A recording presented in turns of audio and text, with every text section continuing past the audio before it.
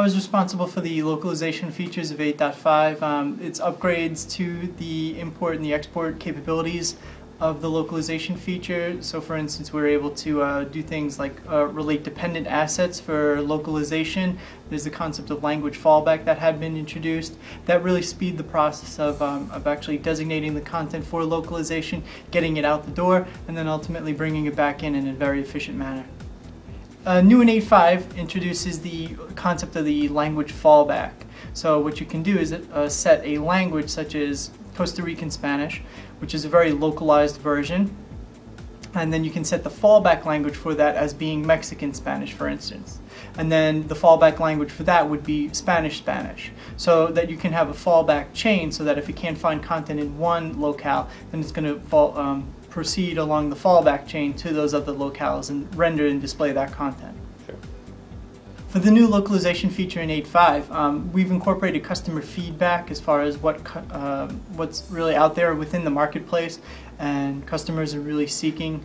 We've had several years to incorporate that feedback, and really what we find that developers are going to like is there's upgrades to the localization system, including features such as content fallback, dependent assets, the ability to pseudo-localize and features like that. But from a development perspective, the APIs are entirely new. They're designed in the model of the framework APIs and the newer APIs that we have within the system, so it's a lot easier to use.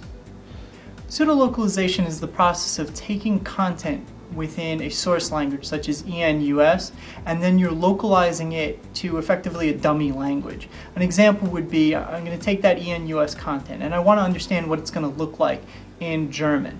Now I don't necessarily need the German translation at that point, but I do understand that German words are 30% longer than their English equivalents. So what a pseudo-localization does is it takes those words and it swaps out the characters, and then it also expands the letters, expands the words, so that when I do the pseudo-localization of that content, those words are now 30% larger, and I'm able to see what it's going to look like on the site with the hypothetical German, the pseudo-localized German version.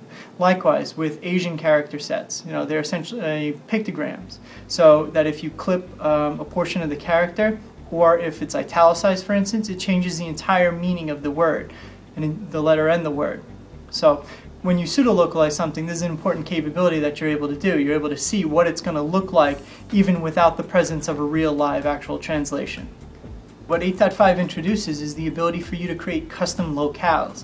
And normally people would think of a custom locale as a language country set. So for example, EN/US is a default locale. EN/Russia, English Russia, would be a custom locale. It's not a .NET standard one, but it's one that you could create, and it's essentially localized content towards the market. Now, that being said, there's no restriction that it needs to actually be a language country match. You could have English developer, or English administrator, or French administrator, or French developer. So you can have any type of language locale matching that you want in order to target your content to any audience. In previous versions, you had the ability to localize content and menus and taxonomies. That capability is still present within 8.5. In addition, we've added the ability to localize DMS assets such as files, managed images, etc. within the document management system, but also we've added the ability to localize products inside the system as well. The coolest part about the localization upgrades is just the productivity that it will enhance for users of the system. Now, it's very simple to not only using the localization workflow, mark something as ready for localization, get it out of the system, export it for translation, send it off to your translation house, and bring it back in. It's a very simple process now. Also, with the concept of translation packages, you can bundle together elements into a single entity and then send that out for translation as well. So it's just the productivity enhancements for the localization workflow that really, I feel, are beneficial to customers.